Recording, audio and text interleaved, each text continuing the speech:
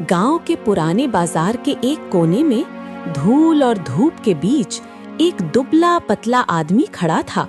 सामने कुछ लकड़ियां रखी थीं।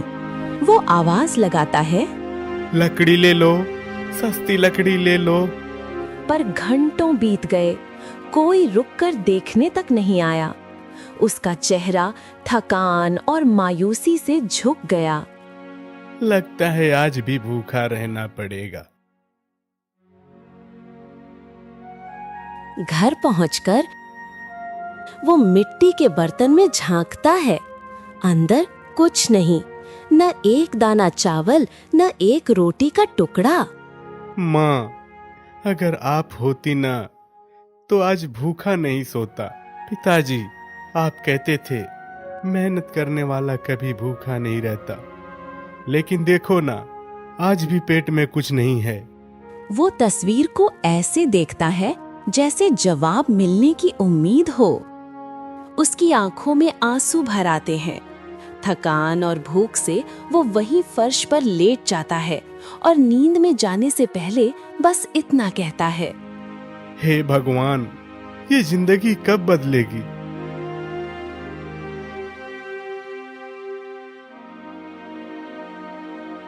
अगली सुबह वो फिर वही करता है।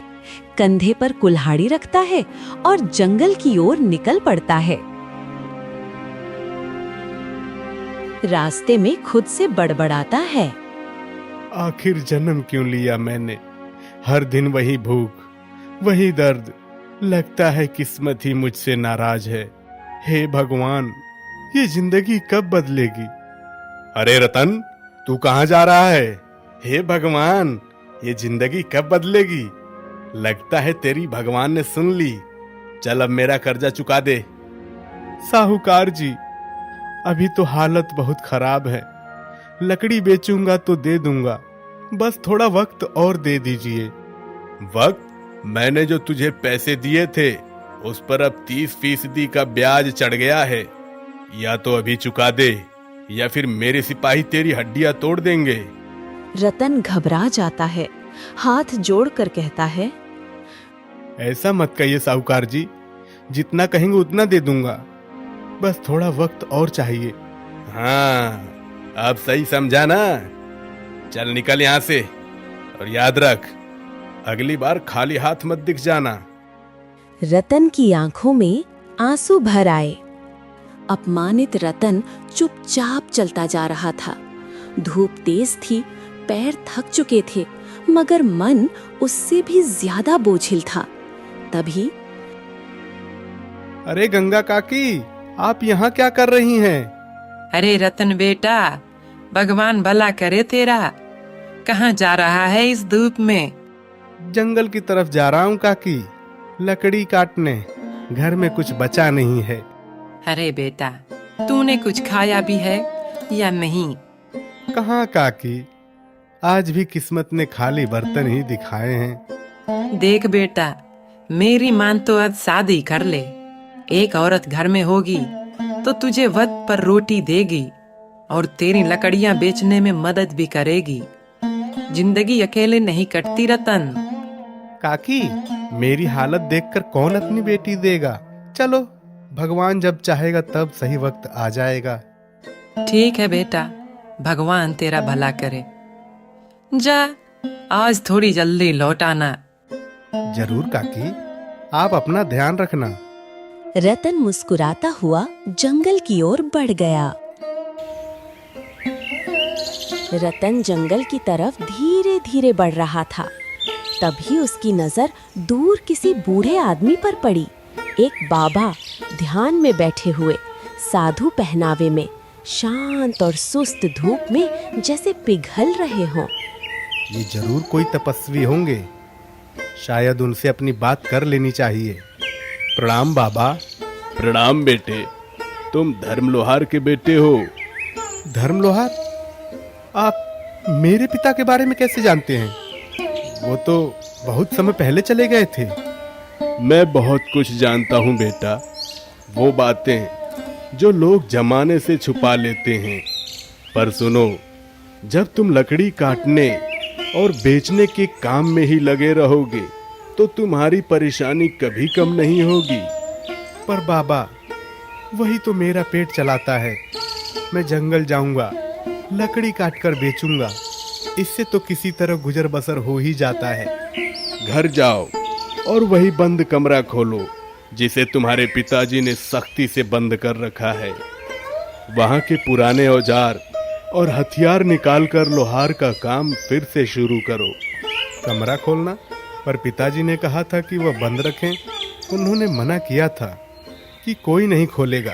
बेटा, मांगना और मना करना अलग बात है। मना डर से होता है और मांग किस्मत बदलने की हिम्मत से। अगर तुम मेरी बात मानोगे तो तुम्हारे सारे दुख धीरे धीरे कम होंगे। मेहनत और हिम्मत से नसीब बदलता है और एक दिन लोग तुम्हारे बदलते भाग्य पर हैरान रह जाएंगे। और हाँ, तुम्हारे नसीब में तो राजा बनना लिखा है। क्या बाबा, राजा बनना? आप मजाक कर रहे हैं क्या? मेरे आस पड़ोस वाले लोग भी मुझ पर हंसते हैं। कहते हैं ये लोहार का बेटा रतन लकड़ियां बेचकर जीता है, और आप भी मेरे से मजाक कर रहे हैं। मैं मजाक नहीं करता बेटा। सच्चाई तब भी सच्चाई है जब वो अजीब लगे। मैं तुम्हें सिर्फ रास्ता दिखा रहा हूँ, चलना तुम्हें होगा। और अगर मैं गया और कमरे को खोला तो क्या होगा? तो क्या मैं पिताजी की बात तोड़ने वाला नहीं बन जाऊंगा? पिता ने जो कहा वो उस वक्त सही था, पर वक्त बदल गया है। कभी कभी पुराने बंधन तोड़ने पड़ते हैं। याद रखना, औजार हमेशा सम्मान से उठाना, क्योंकि उनकी धातु से ही तुम्हें नई ताकत मिलेगी। और अगर दिल से काम करोगे तो नसीब खुद बदल जाएगी। एक बात और बेटा, किसी बात पर जल्दी से फैसला मत करो। अब जा, अपने घर की ओर जा। वैसे मेरे पिताजी ने कमरे में ऐसा क्या रखा होगा? वो तो तुझे कमरा खोलने के बाद सब पता चल जाएगा।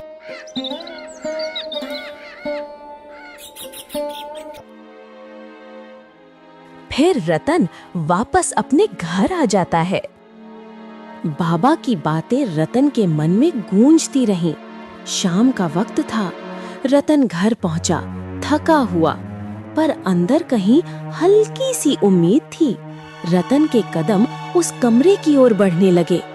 वही कमरा जिसे उसके पिताजी ने हमेशा मत खोलना कहा था। बाबा ने कहा था, इस कमरे में मेरी तकदीर छुपी है। अगर पिताजी ने मना किया था तो क्या कोई कारण नहीं होगा? जैसे ही दरवाजा खुला, रतन ने देखा सामने एक बड़ी सुंदर मूर्ति थी। मूर्ति किसी राजकन्या की तरह लग रही थी। उसके चेहरे पर मुस्कान, आंखों में जैसे जीवंत चमक। पास ही कुछ लोहे के बर्तन और तलवार पड़ी थी, और कोने में एक पुरानी भट्टी और धौंकनी रखी थी जिस पर जंग लगी थी। हे भगवान, ये सब क्या है? पिताजी ने तो कहा था यहाँ कुछ भी नहीं है, पर ये मूर्ति और ये भट्टी, इसके पास इतने सारे सामान रखे पड़े हैं। मूर्ति की आंखें इतनी सुंदर थीं कि ऐसा लगता था जैसे वो कुछ कहना चाहती हो। रतन ने कांपते हुए हाथ से मूर्ति के गाल को छुआ। ठंडी थी, पर एहसास ऐसा कि जैसे जिंदा हो। पिताजी, आपने मुझे यहाँ आने से क्यों रोका? तुम सुन सकती हो क्या? शायद नहीं, पर अगर तुम सुन पाती तो मैं एक बात बताता कि मैं कितना थक गया हूँ। हर दिन भूखा सोता हूँ। मेरी हंसी उड़ाई जाती है। वो कमरा अब रतन के लिए एक रहस्य बन चुका था। वो मूर्ति कुछ नहीं बोलती।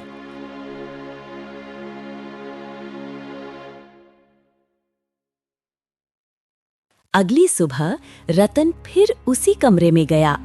कमरे के एक कोने में पुराने बर्तन रखे थे, धूल से ढके पर मजबूत। उसने धीरे धीरे उन्हें उठाया, साफ किया और एक टोकरी में रखकर बाजार की ओर चल पड़ा। आज बाजार में भीड़ थी, लेकिन किस्मत जैसे रतन की राह देख रही थी। लोग उसके बर्तनों की तारीफ करने लगे। अरे भाई, ये तो बहुत अच्छे बर्तन हैं। इतनी चमक कहाँ से आई? कुछ ही देर में सारे बर्तन बिक गए। वाह, आज तो सारे सामान बिक गए। अब शायद जिंदगी थोड़ी आसान हो जाएगी। रतन की आंखों में अब आशा थी। वो मूर्ति के सामने खड़ा होकर हंसते हुए बोला, देखा, आज मैं सारे बर्तन बेच कर आया हूँ। इतने सारे पैसे मिले हैं कि 2 दिन का खाना आराम से हो जाएगा। शायद अब किस्मत बदलने लगी है। वहाँ वही बर्तन फिर से रखे थे, एक भी कम या ज्यादा नहीं। वो चमक रहे थे जैसे किसी ने अभी अभी उन्हें वहाँ रखा हो। ये कैसे हो सकता है? मैं तो इन्हें बेच आया था। क्या मैं सपना देख रहा हूँ? जरूर इसमें कोई बात है, कोई रहस्य है इन बर्तनों में। शायद ये किसी तरह का वरदान हो सकता है।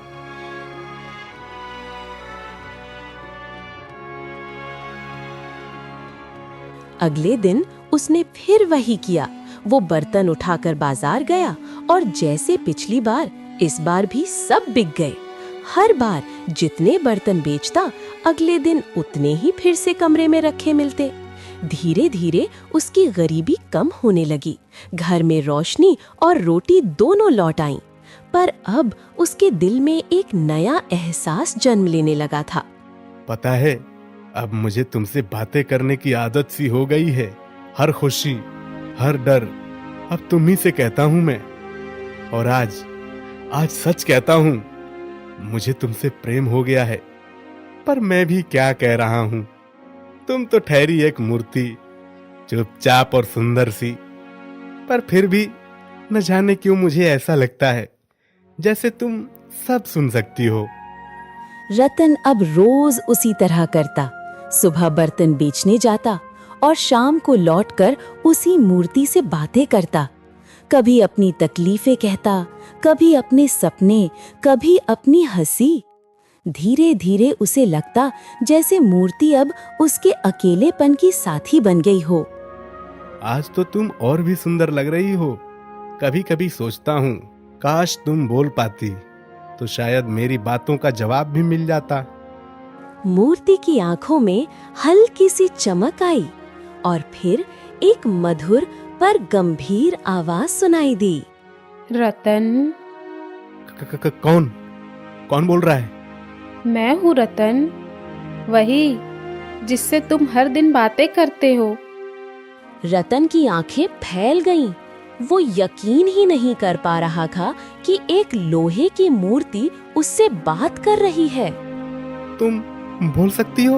ये कैसे हो सकता है? तुम तो एक लोहे की हो। हाँ रतन, मैं लोहे की हूँ। तो फिर हुआ क्या था? ऐसा क्या हो गया कि तुम लोहे की बन गई?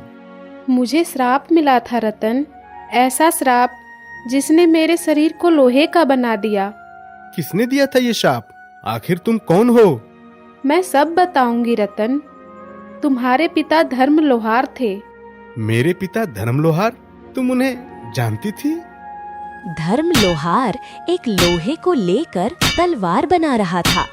तभी दरवाजे पर बूढ़े बाबा आते हैं। बेटा, मैंने कुछ दिन से खाना नहीं खाया। क्या तुम मुझे खाना खिला सकते हो? बिल्कुल बाबा, आप यहाँ रुकिए, मैं अभी आता हूँ। आपको भोजन की व्यवस्था करके लाता हूँ। धर्म लोहार उठता है और बाबा के लिए भोजन लेने बाहर दूसरे घर चला गया। बाबा, मुझे शाही तलवार दे दो जिसे मैंने बनाने का आदेश दिया था। क्या तुम सदैव ऐसे ही बोलती हो बेटी? तुम्हें इससे क्या, तुम अपना काम देखो। नहीं तो तुम क्या कर लोगी? तुम्हारा सर धड़ से अलग कर दूंगी। इतना सुनते ही बाबा गुस्से से भर उठते हैं। उनकी आंखों में आग सी उभरती है। जा, मैं तुझे श्राप देता हूँ। तू अब लोहे की मूर्ति बन जाएगी और तू आजीवन इसी अवस्था में रहेगी।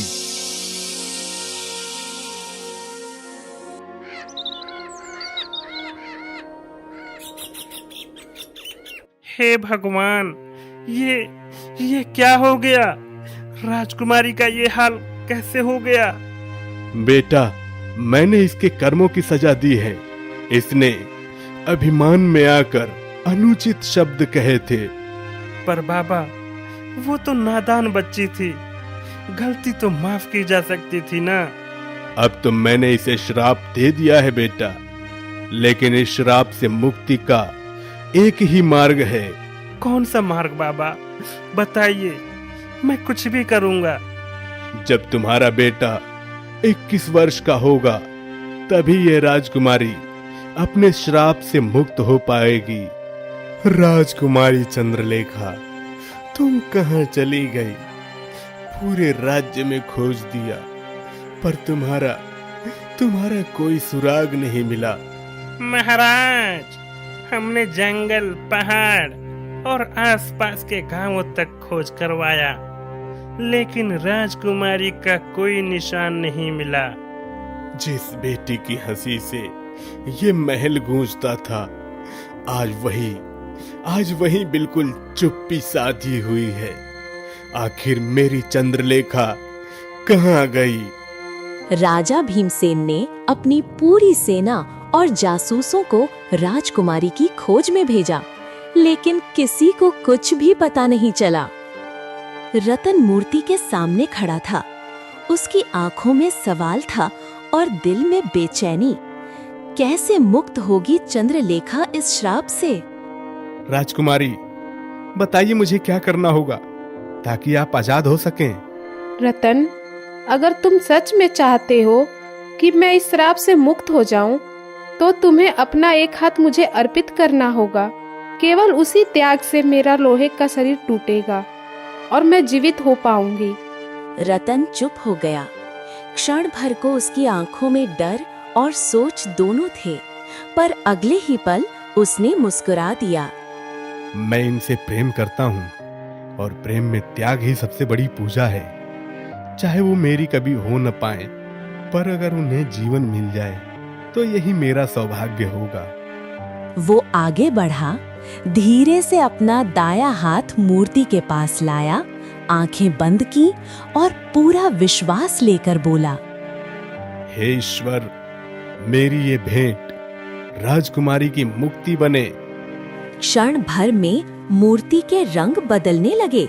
लोहे की जगह अब सोने जैसी आभा थी और फिर उसी तेज रोशनी से मूर्ति के भीतर से निकली जीवित राजकुमारी चंद्रलेखा। रतन, तुमने मेरे लिए अपना हाथ त्याग दिया।